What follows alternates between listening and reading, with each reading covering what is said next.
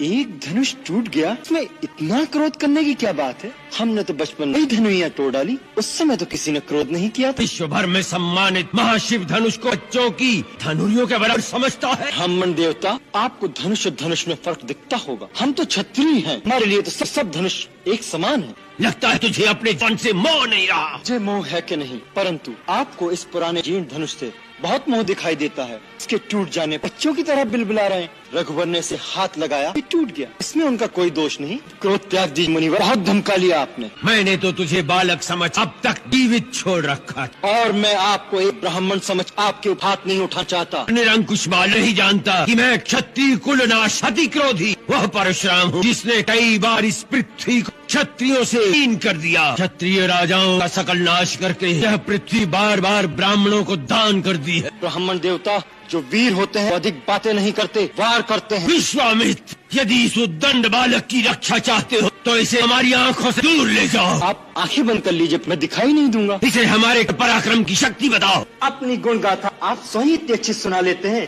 कि दूसरे की आवश्यकता ही नहीं। अभी तक अपनी महान गाते गाते नहीं भरा हो तो सुना लीजिए। पिता का ऋण कैसे चुक, माता का कैसे काट दिया। बहुत हो गया। ये बालक अब निश्चय ही मरणहार है। आश्चर्य है कि मेरे कुठार के सामने आकर भी अब तक जीवित कैसे रहा। मुझे भी आश्चर्य, मेरे देवतुल्य भैया को मृत्युदंड देने की बात कोई मेरे सामने करे और वो मेरे बाणों से अब तक बचा रहे। लक्ष्मण, भगवान, बालक की बातों पर ध्यान मत है। और फिर उसने तो आपका कोई अपराध नहीं किया। आपका अपराधी मैं हूँ। मेरे ही हाथ से ये धनुष भंग हुआ है।